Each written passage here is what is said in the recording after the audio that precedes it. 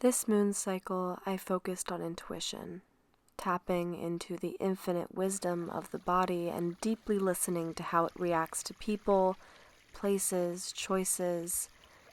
To do that, I had to slow down enough to open up and listen with all my senses.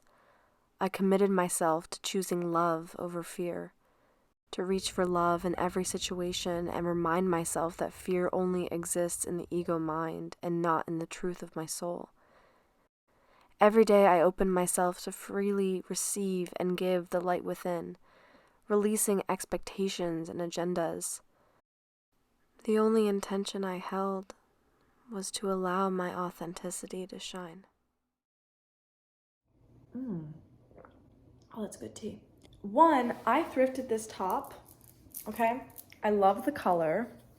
It's actually a child's top. So if you remember Justice, yeah, she's a Justice girl.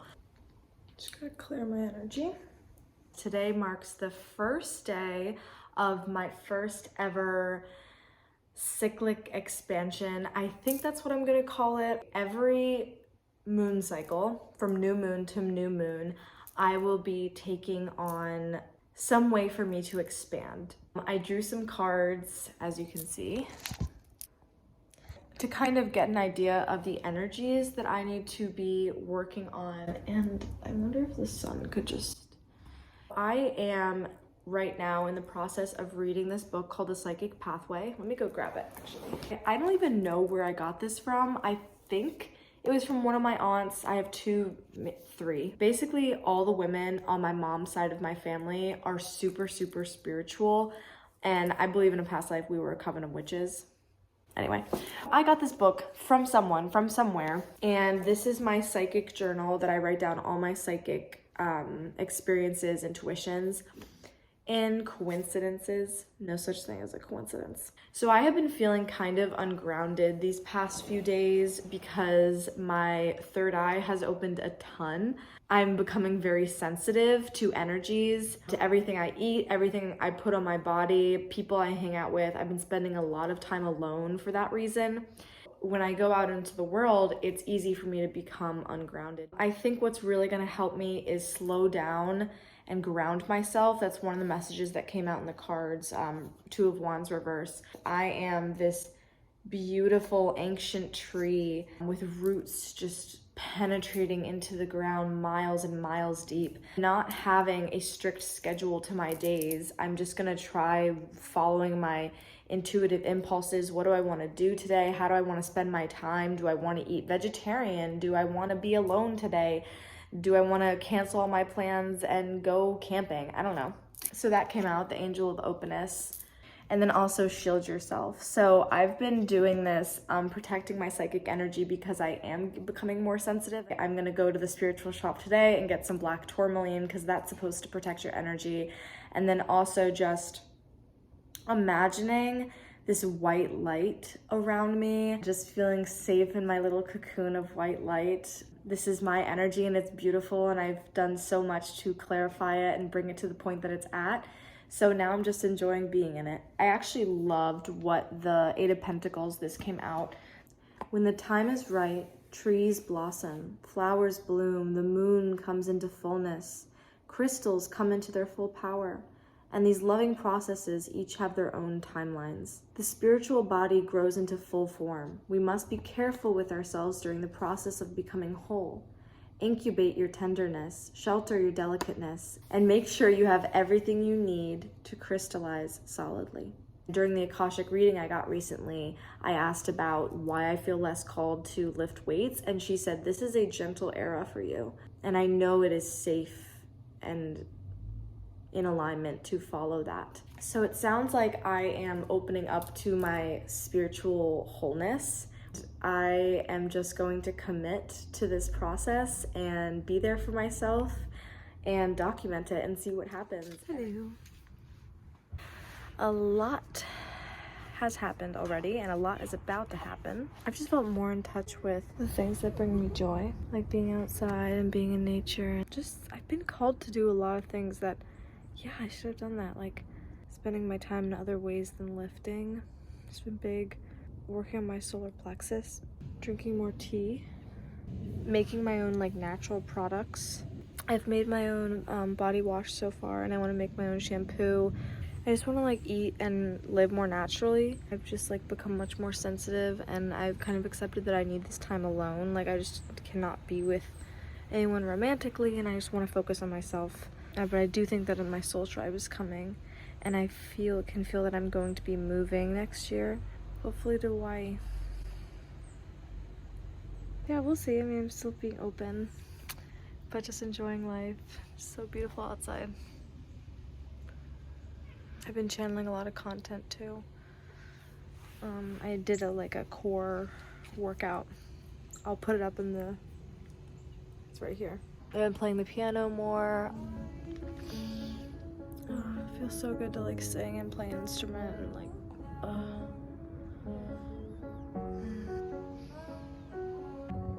Hi everyone. So much has been happening. I started this cycle not even a week ago, and I have been feeling almost like a totally different person. I'm not even being dramatic. Like I just feel like I'm becoming so in tune with who I actually am. Like I've been spending a lot of time by myself because I'm here in this house taking care of Max. Took some shroomies today. I was like just connecting to all the plants, and I was like drawing plants, and I'll insert some pictures of my drawings here. Like I was just looking at the plant and like not even looking at what I was drawing. I was just connecting to the plant energy and going from there. I've been singing a lot. I can feel how much singing fills me up with joy. I'm starting a lot of my jobs this week. So I'm starting a job choreographing a devised musical for adults with disabilities tomorrow. I'm also starting 2 work study positions, one at a dance studio and one at a yoga studio. I'm taking a dance class tonight. Feel like I'm very called to do herbalism and stuff like that, and I just looked at the camera and it was 222. Connecting to the earth in that way, I'm so destined for that. Like I can feel how much it resonates with my body and how my body loves being that close to the earth and that grounded. So I'm about to teach a private acting lesson, and then I'm gonna go to dance class, but I will update you guys later. This is awkward. I have really been putting off filming this video because I know that as soon as I film it, it becomes real, and I have to be held accountable for things I'm about to say. This is supposed to be my full moon update, in which I kind of see how far I've come and see what else I want to work on. The full moon was over a week ago. I think it's because I am denying some things that I need to continue to work on until this cycle ends on this Friday. This has propelled me into another phase of my spiritual awakening. I feel like when you walk the spiritual path, there are many awakenings. It's not just one and done. You're always expanding, you're always learning. And I'm fully waking up to my spiritual nature. Yeah. I've become very, very sensitive to energy. I think I spoke about this earlier, but it's become so much more real now. Like people, places, certain crystals I have, and like especially crystal jewelry that I have really makes me feel a certain way. On the full moon, I actually did do some reflection in my journal on where I am in this cycle, what has happened so far, and what I want to continue working on. Right before I started this journey, I had a really, really big weekend. There was a lunar eclipse. I went to my first cacao ceremony, and then the very next day I had my Akashic reading. It really cracked me open, and I think that's why I got the download to start doing this, because I need to start listening to my highest self. I'm being guided to my highest timeline right now. I can feel that. It's almost like I already know what my highest timeline is, and that's why it was so easy for me to make my vision board for next year. And I'm gonna be making a video on that, on making my vision board, because I love doing that every year. It's an art form. I felt like it was so easy for me to make my vision board because I already knew what experiences were next for me. I've also been conversing with my spirit team a lot more, whether that's just praying out loud or tarot readings. I find that it's helpful for me to tune into them as much as possible because I know that they're always with me, and I can call on them and their specific energies. I've said this before, but I have 3 main members of my spirit team. The one in the middle is a beautiful archangel, Archangel Jophiel. On the right is a medicine man. I think he's responsible for like my love of herbalism. And then on the left, usually when I see them, is a little boy. Sometimes people or psychics experience that as like a chipmunk energy. And I think that's responsible for like my playfulness and how I love to laugh and do theater and be silly. I've just been communicating with them a lot more and tapping into their wonderful energies because I know they're always available to me. So in terms of herbalism, like I said, I've been cleansing, I've been collecting, cultivating, harvesting. I have my tea in the morning set with intention, and I've done that for a while, but what's really brought it to the next level is putting in this honey that I made that I infused with all these different herbs and really infused with my intention. And that's what I'm learning, y'all, is that it's your intention that is magic. Law of attraction got it all wrong, okay? I want to make a video on this too because I feel like people think law of attraction is just, I'm gonna think about a mansion every day. But no, it's not your thoughts at all. You could be thinking about that and not be feeling good. I think it's about, I intend to experience myself living in a mansion. I have so much to say, and it'll all come out. But anyway, let's get back. Another thing my intuition has been telling me is to spend a lot of time in nature. So I've been trying to get outside every day. It's hard because it's cold and I don't love the cold, but just connecting with trees, even if it's while I'm driving and connecting with them, I've just been able to connect and move energy like I've never been able to before, and that's something I've always wanted to do. So I feel really blessed that this is all happening. I want to tell 2 stories. A few days into this cycle, when I was staying at Max's house, I did a little bit of shrooms. And I've done shrooms a few times, and I think I did a lot for me. I didn't have a scale, but if I had to guess, it was probably around 3 grams, maybe 2.5. But I didn't really see that much, and I think it's because I'm on Lexapro. I'm on an SSRI, which messes with the serotonin system just like shrooms do. So I want to get off Lexapro, long story short, and I think my intuition was guiding me that way. But anyway, when I did do shrooms, I went outside and I was connecting with a bunch of different elements of nature, and I kept getting called over to this one tree. Called over as in, I just felt very drawn to it, and there was nothing special about this tree. I wouldn't even say it's one of my favorite trees that I've ever seen. But then I realized that a piece of a fence had fallen down on this tree and was like weighing down one of its branches, and I lifted the piece of fence off, and I could tell the tree was so grateful for me for coming over there and saving it. I did collect this little bit of the tree. I helped this plant. I'm learning how to connect with plant spirits and to receive messages from them. It all makes sense that like I'm supposed to be doing this herbalism work, which is essentially claiming my identity as a witch. It feels really powerful to claim that word because I never would have thought of myself like that. I'm like, oh, I'm just a spiritual person. Like, I like crystals, I do Reiki, I meditate. It's chill, it's just my life. No, I'm fully a witch and I do magic. That feels so right to say that. Like, I feel really like I'm stepping into my truth. I did shrooms and I worked on my play, and a lot of creativity was flowing through me. I wrote this play about my experience in quarantine. I finished my play and I sent it in earlier to like a submission, and it wasn't accepted, but I think it wasn't finished at that point. I could feel that once I was done working on it when I was on shrooms that day, it was complete and I had finished the circle. And I think all artists know that feeling, like when something just feels right. I know I get this feeling like when I'm interior designing, I'm like, this just feels right to put this here. And then after I did shrooms, the next morning, I had the most horrible anxiety pain in my solar plexus. And before I was on Lexapro, I used to have that pain so bad, like every single day. My mom was like, you should go up on your Lexapro because it was lasting a few days. And I'm like, no, I think I can handle this on my own, especially because I want to get off Lexapro at this point, and that's just my journey. No judgment to people who are on Lexapro, are on an SSRI, are not on an SSRI. I don't care, like that's just me. But then I was like, I know that this is just like a little bit of stuck energy from something, and it probably has something to do with like the biochemical mechanics of the serotonin system, but like this is energy in my solar plexus that I can move upwards. Got that intuition that to move it up, and I started picturing like yellow turning to green, and I worked on that for a few days, just moving it up to my heart chakra, and I already felt so much better.